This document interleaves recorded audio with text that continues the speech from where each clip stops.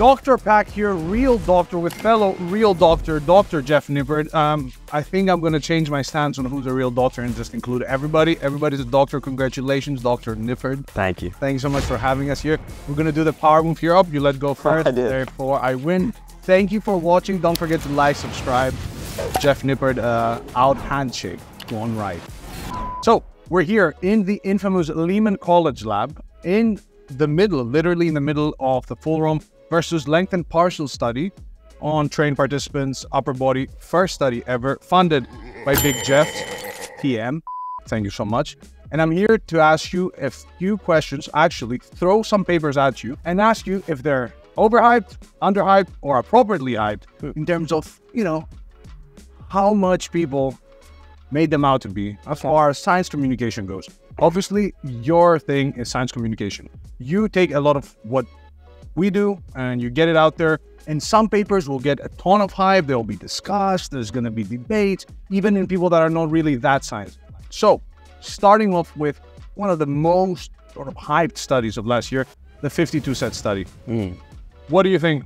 Overhyped in the sense that it got a lot of negative attention, but I think that attention came from basically people straw manning what I'm going to say is our interpretation of the study. So I think the way we looked at that paper is, okay, the upper threshold for volume is probably higher than we once thought it was. So the standard advice was 10 to 20 sets per muscle per week for intermediate to advanced level lifters. And after that, you start to see the inverted U where the gains start to drop off. What this new study showed was essentially you can actually probably get away with and recover from more volume than we used to think, at least for the time frame that the study ran for. And that was, I think, the kind of like common sense takeaway from that study. But what I think a lot of people latched onto was, oh, you need to do 52 sets now. And that's what the study showed. But I don't think anybody was ever really saying that, or no one that I saw. I know you were. So it was overhyped in the sense that I think it was like an overhated study, because I actually really liked that study. And I think it showed us that if there's a body part that you're trying to bring up, you can probably smash it with more volume than you used to think and still be able to recover, again, at least for a short time period. Yeah, for sure. Definitely agree. It got a lot of publicity, but people seem to want to hate something that seems like an extreme study. Yeah. When in reality, you have so many extreme studies in so many disciplines. And at the same time, it was fascinating. As you said, we still haven't found that limit. We still haven't found that X amount of volume is too much in a period of, whatever, 8 to 16 weeks. Cool, we agree on that. Now, second study, and not so much of a study, more of a review, more of a glorified blog post by the good doctors, Dr. Jeff Nippard et al., aka us and Dr. Jeff Nippard et al. The technique review that we did. Essentially the first piece of literature to look at exercise technique. What does it mean to actually optimize technique? What do you think about that? I would say properly hyped from my point of view. I feel like it got a lot of attention, and the reception amongst my audience was like really positive. Like I think people were really excited. I think it was a good paper. I think it deserved the hype because it's the first study that actually took a deep investigative approach to how we should do exercise. Like there actually is a shocking absence of literature on what proper training technique actually is. And so I think that paper really helped fill in that gap. In that sense, yeah, I would say it's like, it got quite a bit of hype, but I think it was a good study. Yeah, I agree. As a scientist, I thought it was underhyped because I don't know, I thought it was very interesting that we said, hey, we don't know all that shit, but I get that people don't care about the fact that we don't know. You get me? Like the main part, like people saw it and were like, oh, okay, yeah, these recommendations, we pretty much knew that. There's nothing new there. Right. But for me, the fact that we don't know and identifying that is new enough. But that's the scientist in me. Yeah, true. I think a lot of people actually learn from it because I think kind of like the mainstream advice was go like really slow on the negative, even just that one thing. We showed that like, well, slow negatives is not necessarily better as long as the rep isn't faster than 2 seconds. Yeah. So like that alone, I think was kind of a novel presentation, even though if you really wanted to go through the individual studies, you could have figured that out on your own. Sure. But until that study came out, no one was really doing that. You know what I mean? And then I think we also condensed the range of motion literature down pretty well to give like a practical takeaway that like emphasizing the deep stretch actually seems to be probably more evidence-based than the standard recommendation of using a full range of motion. So I think there were like not necessarily novel findings, but I think like a new way of presenting things in the literature that actually reached a lot of people. So yeah. Fair enough, fair enough. It may be my own bias because, you know, we know that stuff. Yeah. Hey, now I know you are a big rest enjoyer. Allegedly resting now while we're filming this between sets, allegedly. The rest periods meta-analysis that was recently pre-printed, currently in review, essentially found that, hey, with 1.5 minutes of rest for hypertrophy, that seems to be enough to, on average, maximize outcomes. Overhyped, underhyped, appropriately hyped? I'm gonna go with overhyped on this one. 1.5 minutes rest in between sets is not something I'm necessarily going to implement myself. It may not be the most evidence-based opinion, but I think that resting for longer periods is just gonna lead to better performance. And so even though I know that's not what your study was measuring, and you might see the same hypertrophy outcomes, I just think like from a practical point of view, again, I'm not saying it's a bad study, I'm just saying overhyped from the standpoint of application, I'm still gonna recommend to people if they're doing 3 sets of 8 on squats, that they rest 3 to 5 minutes in between those sets for the best progress overall. Fair enough. From my end, I thought it was underhyped. Because I don't know, I like the flexibility aspect of things. Because it essentially showed, hey, yeah, even if you rest for less than a minute, you'll get somewhat less hypertrophy, and not by a ton. Fair. But people seemed to not like the fact that we said, hey, it seemed like 1.5 minutes are enough.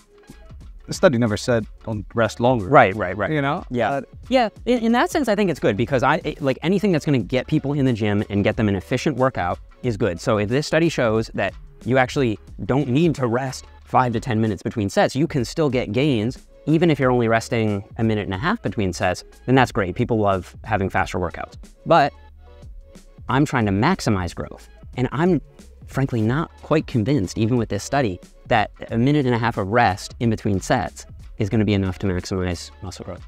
I agree that in the practical sense of things, the recommendation of rest for as long as you need stands. Yeah. But if for any reason you were to rest for 1.5 to 2 minutes and keep that strict, I assume that one, you'd get accustomed to the feeling of resting less if you were used to resting for longer. And from a hypertrophy standpoint, yes, loads will go down and stuff, but if you're keeping things consistent and you're adjusting loads, you're still going to see the same gains. I don't think, like if we were to run a theoretical 1-year study and we could control all the variables and the only variable that we manipulated was rest periods, I don't think that the people resting less, as long as they're resting 1.5 to 2 minutes, I don't think they would make less gains than other people. Sure, maybe more nausea, maybe the workouts would feel like shit. And that, in the real world, could lead to less adherence to workouts. Could lead to less, I don't know, intensity of effort over long periods potentially. But as it stands, I don't know, I'm not convinced. Yeah, I mean, I think it's probably true that you would adapt to shorter rest periods over time as your like cardiovascular endurance improves and that kind of thing. But I would actually bet against you on that one. I would say if we did a long-term study, what should we want? Audemars Piguet, Royal Low, 40 millimeters, steel. We're on. No, so I think if you did a long-term study, 16 weeks, okay? And you gave one group 1.5 minutes and you gave another group 3 to 5 minutes. I think that the 3 to 5 minutes group would have higher volume load. And don't we already know that like volume is related to hypertrophy? So like I would just expect the longer rest period group to have better gains. If we kept hard sets, number of hard sets the same, if we equated for that, I don't think that... You don't think there'd be a difference? No. In 16 weeks, I don't think so. No? If we... What about 3 years? In an ecologically valid setting, maybe. Maybe? And then you'd favor the longer? Maybe, but not by a ton. Okay, interesting. But in an ecologically valid setting where real people are out in the real world, not in a lab with control, you know? Right. Interesting. That's nice. That was a nice discussion. Next paper, seminal paper, amazing paper. You've covered it. The proximity to failure meta-regression by Robinson et al. Essentially showing that the closer you train to failure, the better. That got a lot of hype. It did. I'm going to say properly hyped on that one. So there were 2 iterations of that paper. The first release of the preprint had a graph where as you got closer to failure, you saw almost an exponential increase in muscle growth. They since retracted that version of the paper and put in a new paper that showed as you get closer to failure, you still see more muscle growth, but the slope is much less. So when the study first came out, I would say it was overhyped in the sense that everyone who was an advocate for training to failure jumped on it and said, look at all the gains you're leaving on the table if you're not training to failure. But if you look at the current version of the study where they reran the stat, you don't have as strong of a case, do you? Right? And so what I think that the study did show, though, is that you do need to train really hard and you do need to get close to failure. And I would even say you need to take some sets to failure. Yeah. I definitely don't think you need to take all sets to failure. I don't think the study as strongly supports training to failure as some of the like HIT advocates suggested, especially initially, but I still think it's like a very important paper. I think it was a really well done paper. And so some aspects of it, especially the like you must train to failure aspect, I would say was overhyped, but I think the it's really important to train hard aspect may have been slightly underhyped. And so overall, I'd say properly hyped. I agree there. Yeah. Yeah. I think the fact that it may have pushed more people to G-check their training intensity of effort. Exactly. That was good.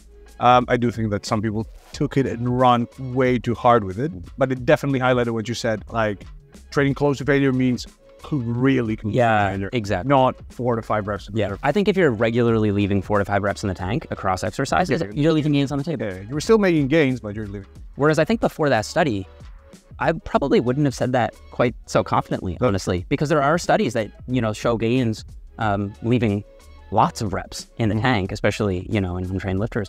But actually, it's not even in untrained lifters. In some trained lifters, you see pretty decent gains in some studies training far from failure. When you aggregate the data, though, you tend to see, as you get closer to failure, there's more growth, right? I mean, right? Yeah, I saw a lot of people get triggered from that. Some people specifically. Okay, fair enough.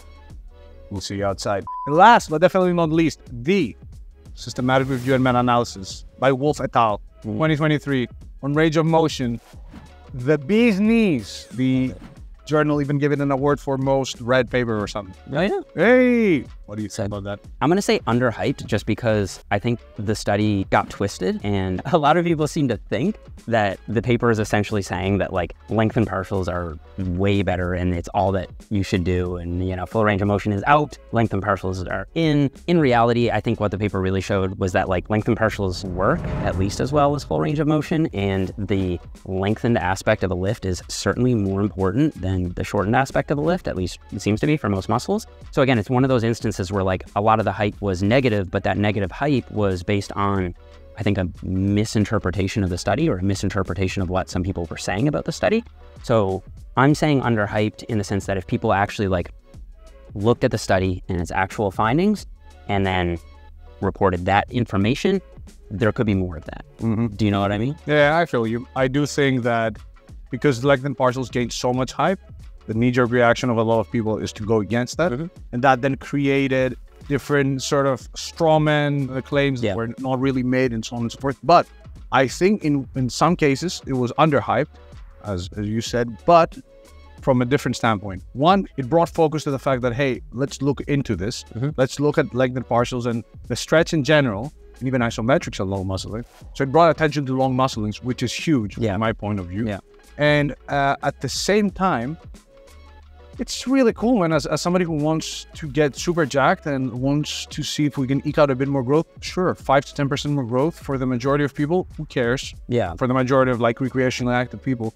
But for the freaks, this may be this study that started something that could come back to trained lifters in a very potent way. And we'll see from our study here. Yeah. I think it's more than just like, is this going to give us 5 to 10% extra gains? It's a matter of like, the study is helping us actually get the answer to the question more right, because up until now, the standard dogma was, you know, full range of motion. Whereas now it's maybe, well, it's not necessarily, like we're getting a little closer to the truth, right? It's not necessarily that it's full range of motion. It's more so that you need a range of motion that emphasizes a long muscle length, you know? Yeah. And it's not, like people have this like caricatured idea of what science is. Like, it's like, I don't know, you're in a lab trying to like inject a guy and turn him into Captain America, when in reality, it's just like navigating toward the truth, right? Like people, this is something that I get a nice bit. It's like, oh, well, if the science works so well, then like, why aren't you as jacked as this guy?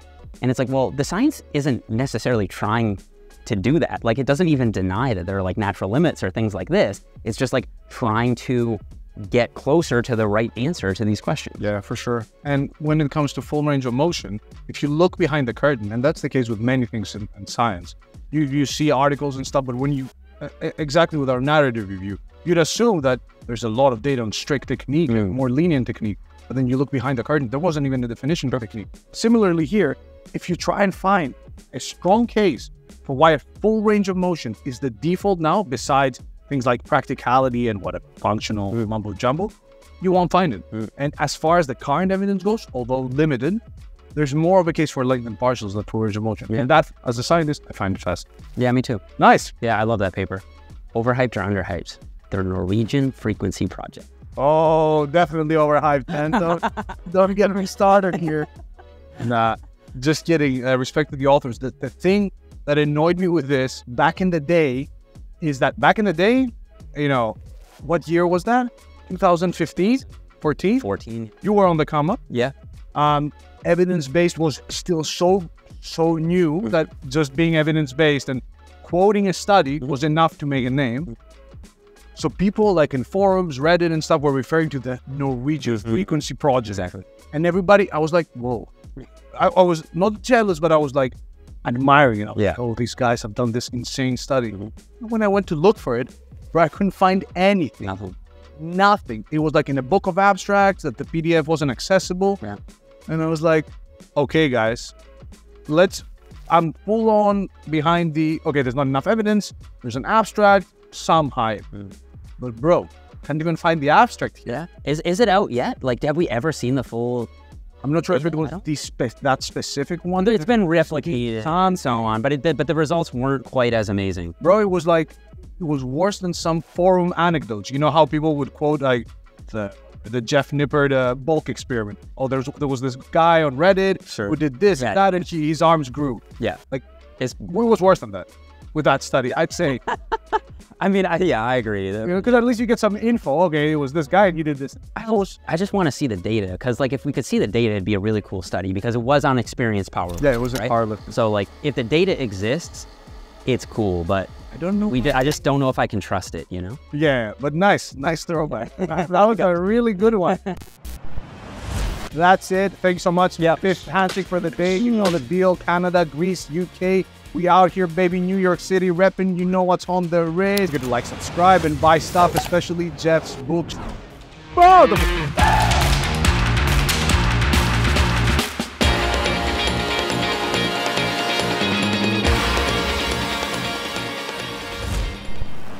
obviously, you are one of the main guys when it comes to science communication. The most hated, not really, by you, by me, and by, I don't know, whoever else. Okay, good. Obviously,